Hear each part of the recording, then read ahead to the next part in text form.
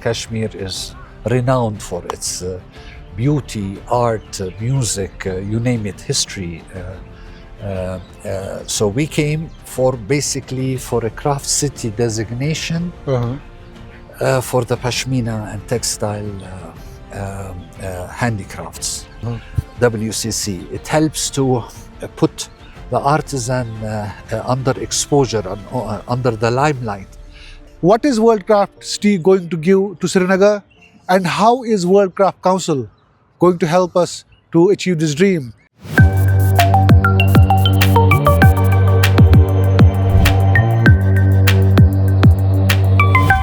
Hello and welcome to this episode of Beyond the Headlines. I'm your host Nazir Ganaie.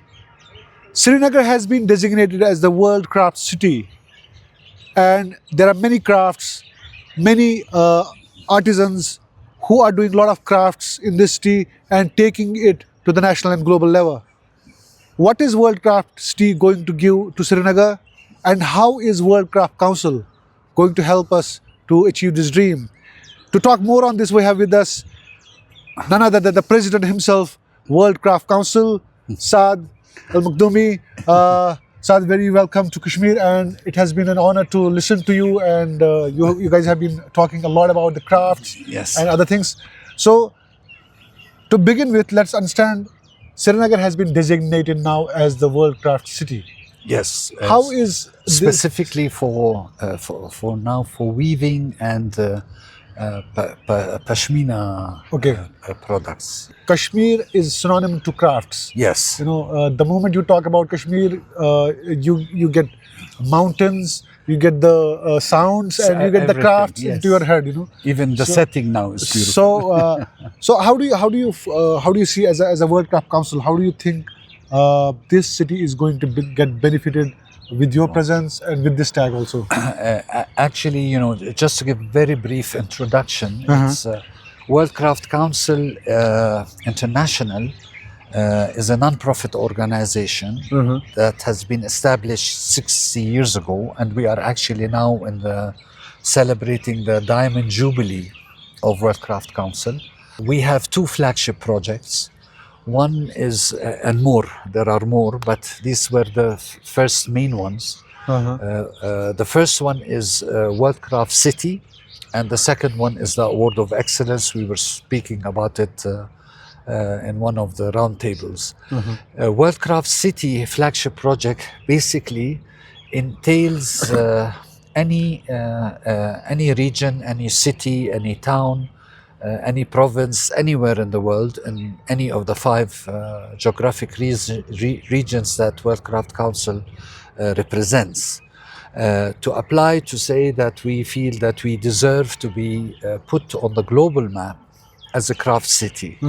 It could be as a craft city in general, including most crafts, or it could be for a specific craft. So once the application is done and in the right way, and it fulfills the requirements to apply, then a jury of evaluators, they visit the city, and they have, as I said, certain pre-qualifications, certain aspects in the to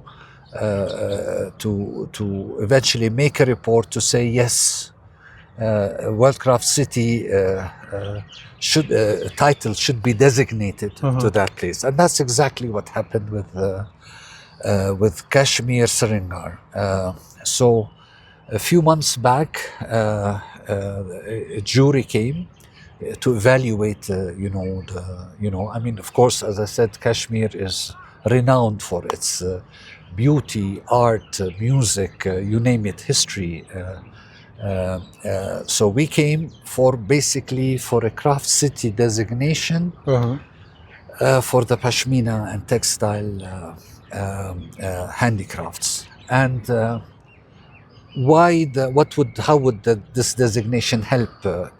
Basically, World Craft Council is to support artisans all over the world. First, to try and save a dying traditions, arts, and to to fight globalization and mass production is to try and assist in any way possible. We are a non-profit organization, so we don't fund anything, but we are like ambassadors for the artisans and crafts people all over the world,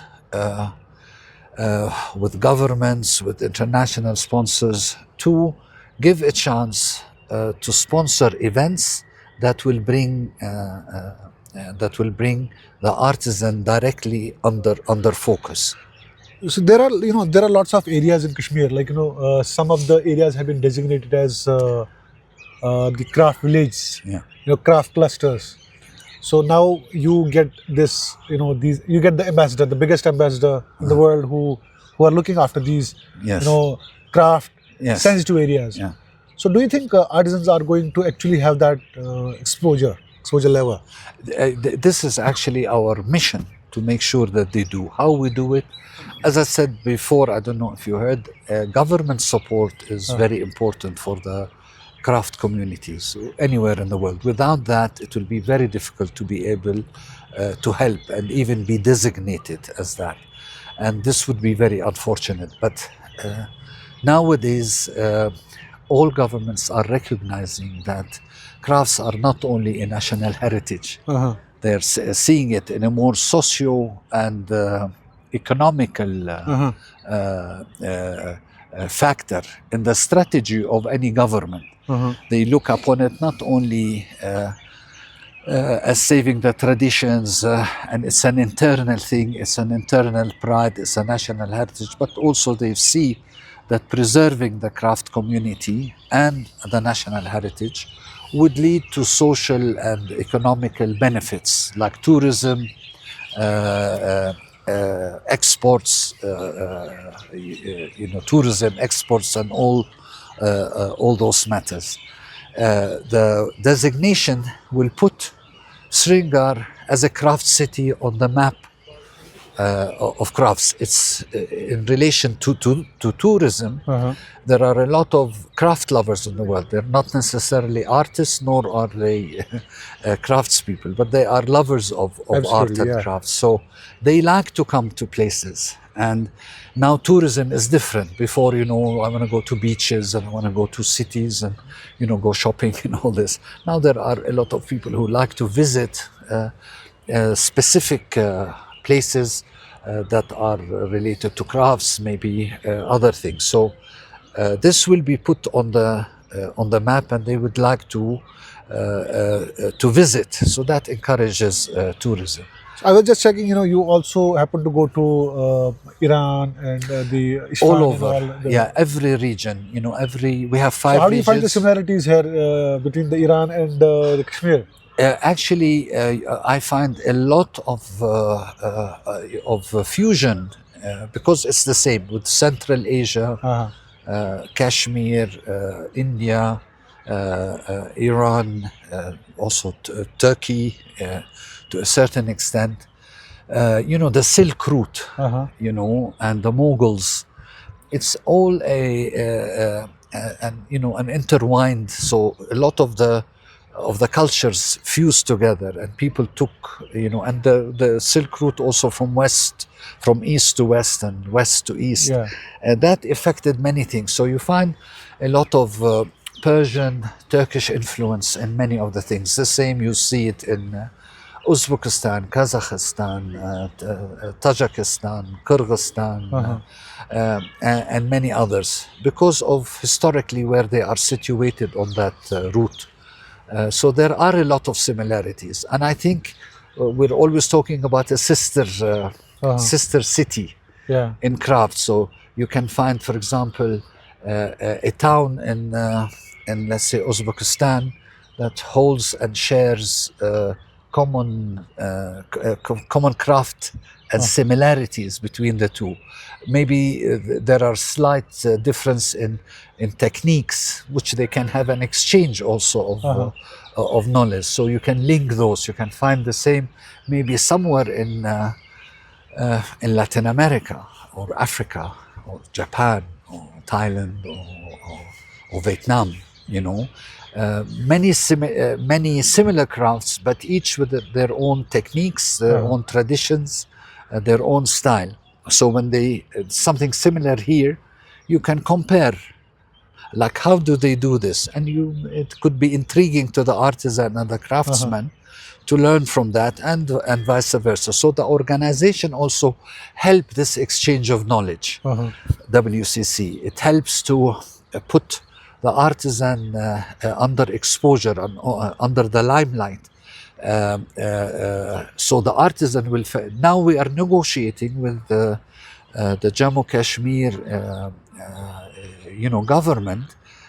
This is in the memorandum of understanding, and we did the declaration, and we call it the declaration of Delhi.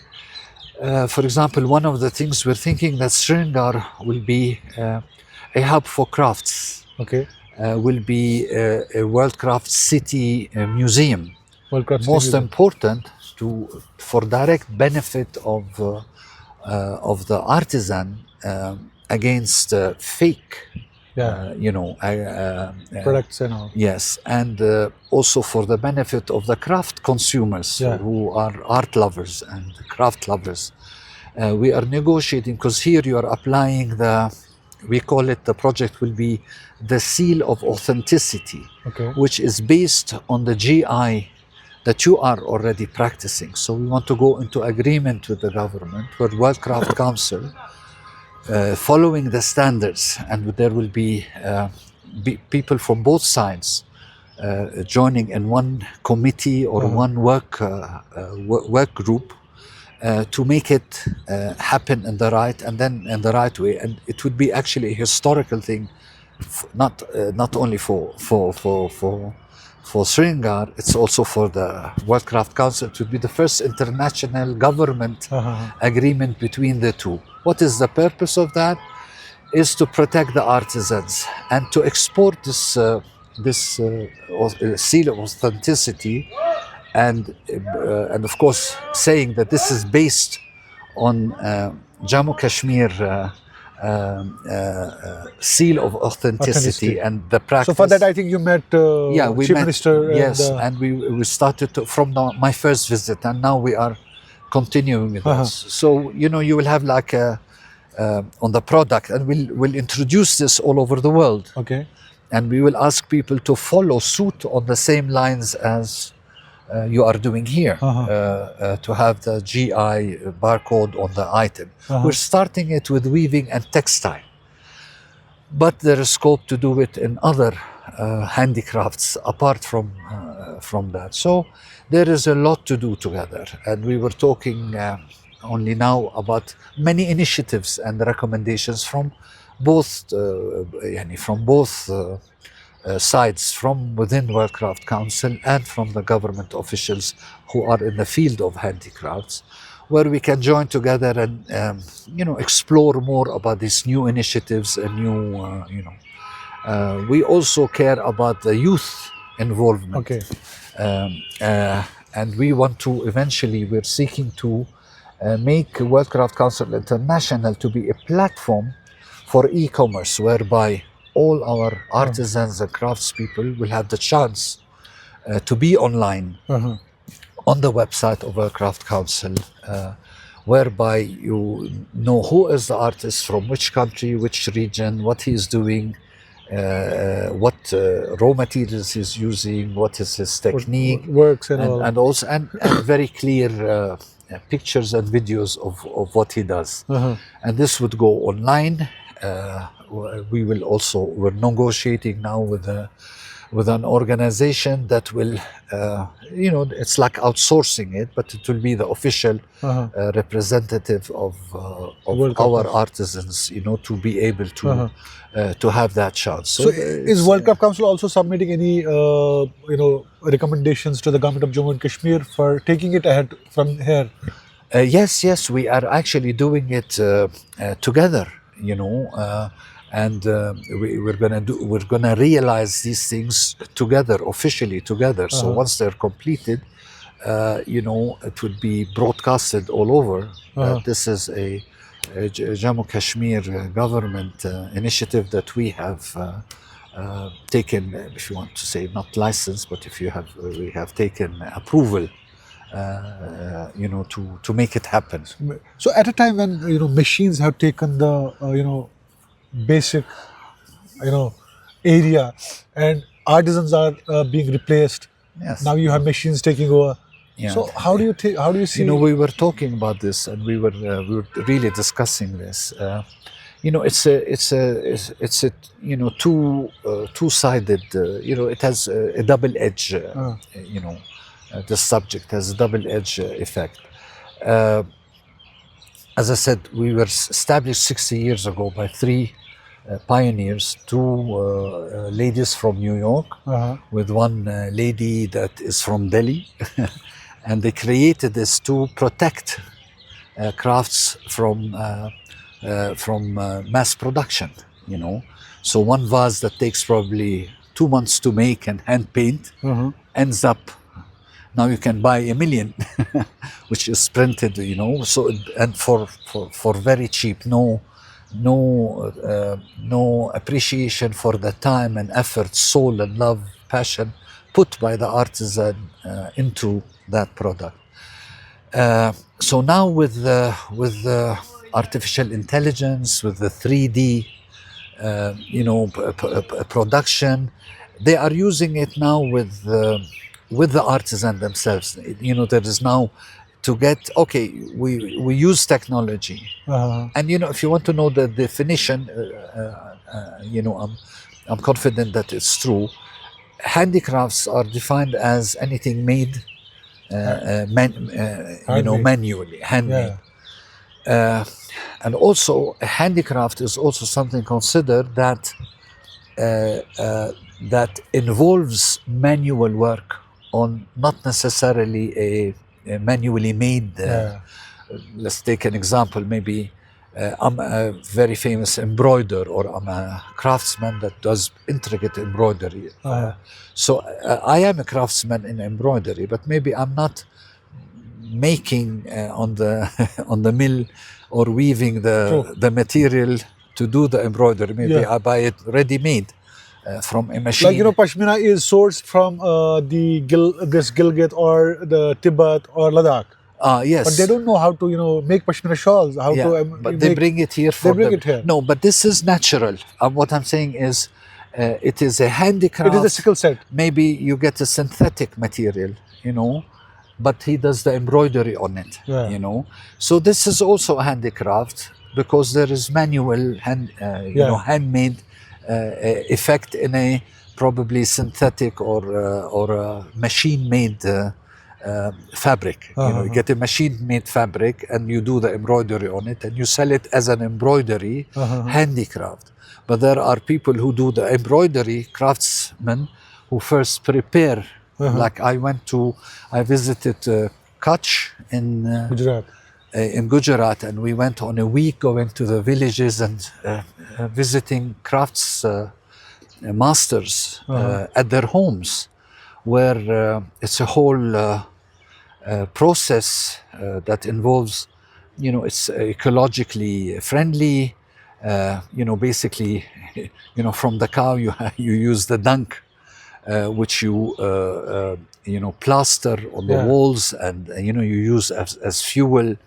The mills that they are using, they are traditionally made. The whole family is involved. So to continue, and you see the process of producing the organic pigments, in the traditional way, without using fire, and it's all with the fermentation process is all from one source, which is the cow, and then you do the actual fabric, and then after that is done, and you clean it, even the water, because that you clean out the colors, and it's put back on the soil, because it's like a fertilizer. Then you have the end product in fabric, and they do the whole thing. Then the craftsman comes to either embroider or do the printing. It's hand print and all. All hand, and then it is produced. Then you realize, when I realized that some people feel embarrassed how, when you go to a craft market, you start to bargain, and maybe the artisan, the craftsman saying $50, and you try to beat him, Yeah. you know. But after you saw The whole laborious the whole process. you know, you're It's quite less. and you feel you feel embarrassed to Yeah. even think, but it's there's so much love and affection, and the whole family is yani all these things. So as I said, yes, it is a threat. Everybody's talking about AI, and now you will have robots that do anything for you. You have the mass production, but this is our job. We need, crafts is what you preserve your national. We're not sheep in a field. True.